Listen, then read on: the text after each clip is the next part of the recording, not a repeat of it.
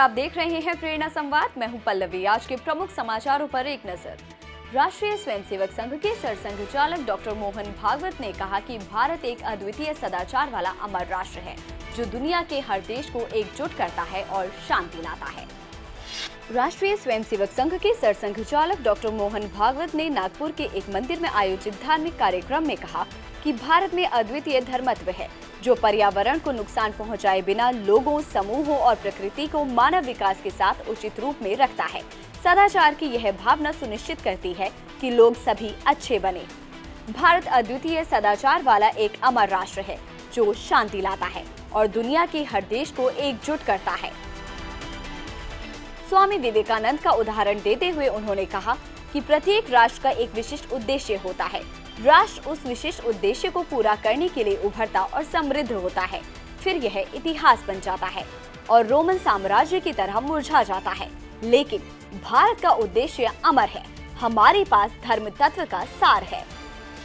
संघ के सह सरकार्यवाह डॉक्टर कृष्ण गोपाल ने वृंदावन में न्यूरोथेरेपी आरोग्य केंद्र का किया शुभारंभ।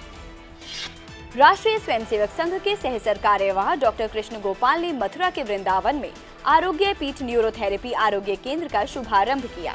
इस अवसर पर भारत के अलग अलग प्रांतों से आए हुए विद्यार्थियों को संबोधित करते हुए उन्होंने कहा कि असाध्य रोगियों के लिए न्यूरोथेरेपी एक आशा की किरण है। घुटना, कमर और गठिया जैसे असाध्य रोगों के इलाज में न्यूरोथेरेपी कारगर साबित हुई है। उन्होंने आगे कहा कि न्यूरोथेरेपी न केवल एक वैदिक ज्ञान है बल्कि आधुनिक विज्ञान से भी सामंजस्य रखती है। राष्ट्रीय स्वयंसेवक संघ काशी प्रांत की ओर से विश्व संवाद केंद्र परिसर में संघ के पहले अभिलेखागार का हुआ उद्घाटन। राष्ट्रीय स्वयंसेवक संघ काशी प्रांत की ओर से विश्व संवाद केंद्र परिसर में आरएसएस के पहले अभिलेखागार का उद्घाटन किया गया। इस अभिलेखागार में राष्ट्रीय स्वयंसेवक संघ एवं आनुषंगिक संगठनों के कार्यों में संलग्न रहे वरिष्ठ एवं सक्रिय कार्यकर्ताओं के अनुभव तथा दस्तावेज भावी पीढ़ी के मार्गदर्शन तथा जानकारी के लिए सुरक्षित किए जाएंगे। बता दें कि राष्ट्रीय स्वयंसेवक संघ द्वारा योजनाबद्ध तरीके से देश भर में विश्व संवाद केंद्र के अंतर्गत स्वतंत्र रूप से एक अभिलेखागार कार्यालय स्थापित किया जा रहा है। काशी प्रांत का यह कार्यालय उत्तर प्रदेश का प्रथम अभिलेखागार है। काशी और अयोध्या की तर्ज पर संवरेगा सीतापुर का नैमिष धाम। विकास कार्यों में खर्च होंगे 800 करोड़। सीतापुर के नैमिषारण्य की 84 कोसी परिक्रमा पथ को अयोध्या और काशी की तर्ज पर संवारने की तैयारी की जा रही है। इसके लिए सरकार द्वारा 800 करोड़ का बजट भी तय किया जा चुका है। नैमिष धाम के विकास में तेजी को लेकर लोक निर्माण विभाग के निर्माण खंड ने प्रमुख अभियंता और पर्यटन विभाग को कार्य योजना भी भेज दी है। आयुष्मान योजना के अंतर्गत अब उत्तराखंड में होगा गुर्दा प्रत्यारोपण। राष्ट्रीय स्वास्थ्य प्राधिकरण ने दी अनुमति। उत्तराखंड की धामी सरकार की कोशिशों के बाद आयुष्मान योजना के अंतर्गत अब गुर्दा प्रत्यारोपण की सुविधा भी शामिल हो गई है। राष्ट्रीय स्वास्थ्य प्राधिकरण ने देहरादून स्थित श्री महंत इंद्रेश अस्पताल को गुर्दा प्रत्यारोपण की अनुमति दे दी है। इसके साथ ही अब मरीजों को प्रदेश में ही गुर्दा प्रत्यारोपण की सुविधा मिल जाएगी।